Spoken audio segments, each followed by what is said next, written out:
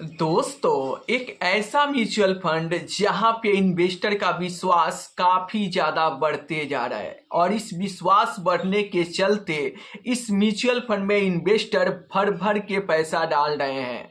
अगर मैं अक्टूबर 2025 का बात करूं तो इस म्यूचुअल फंड में इन्वेस्टर उर्रेल के पैसा डाले हैं। तो आखिर वो कौन सा म्यूचुअल फंड है जहां पे इन्वेस्टर भर भर के पैसा डाल रहे हैं, चलिए मैं आपको इस वीडियो में बताऊंगा। उससे पहले कि आप मेरे चैनल पर पहली बार आए हैं तो चैनल को सब्सक्राइब कर दीजिए, बेल आइकन दबा दीजिए ताकि नए नए वीडियो का अपडेट आपको मिलता रहे।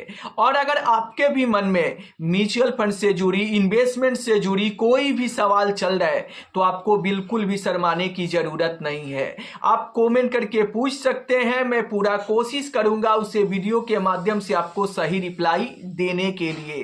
तो फिर देर किस बात की, फटाफट चैनल को सब्सक्राइब कीजिए और अपना सवाल कमेंट बॉक्स में लिखकर भेज दीजिए।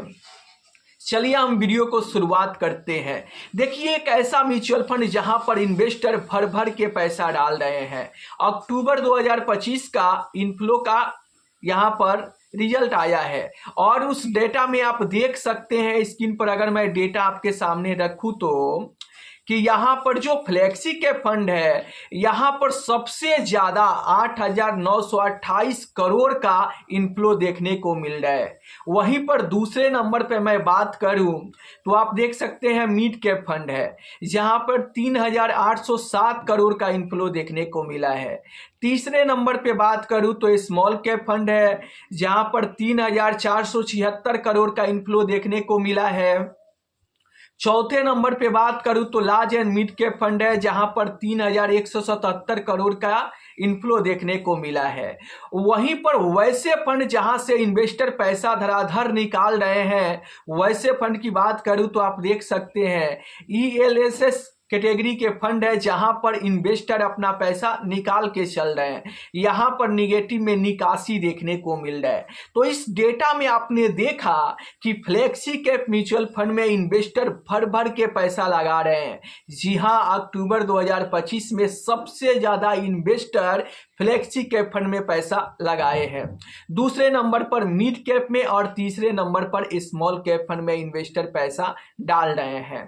अब आप के पोर्टफोलियो में और आप किस म्यूचुअल फंड में इन्वेस्टमेंट कर रहे हैं कमेंट करके जरूर बताना। अब चलिए, कुछ सवाल आया है इन्वेस्टर का, उसका रिप्लाई मैं देते चलता हूं।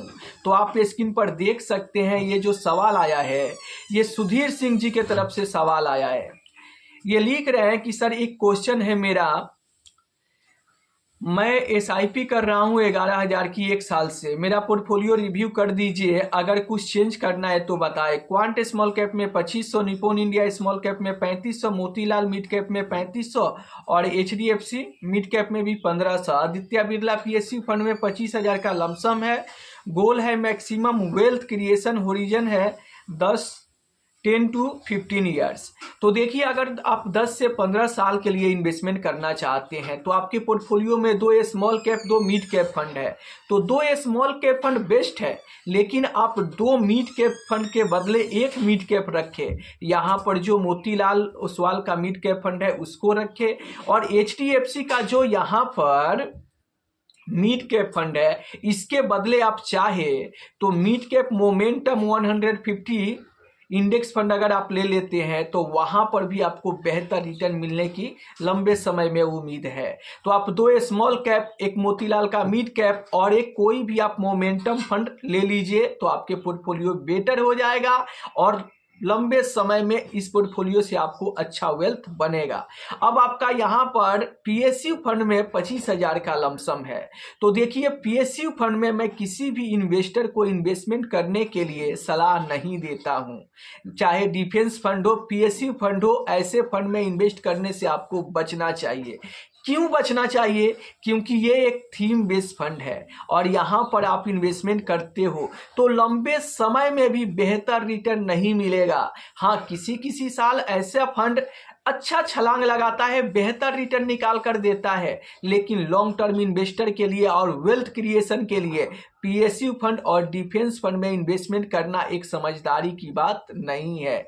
इसलिए आप चाहो तो पीएसयू फंड से आपको बचना चाहिए और इस फंड से आप पैसा निकाल के अगर सिर्फ 5 साल के लिए इन्वेस्टेड रहना चाहते हो तो किसी फ्लैक्सी कैप फंड में आपको इस पैसे को लमसम इन्वेस्टमेंट करके रखना चाहिए। तो आशा करता हूं कि क्लियर हो गया होगा। अगर फिर भी कोई सवाल है तो आप कमेंट करके पूछ सकते हैं।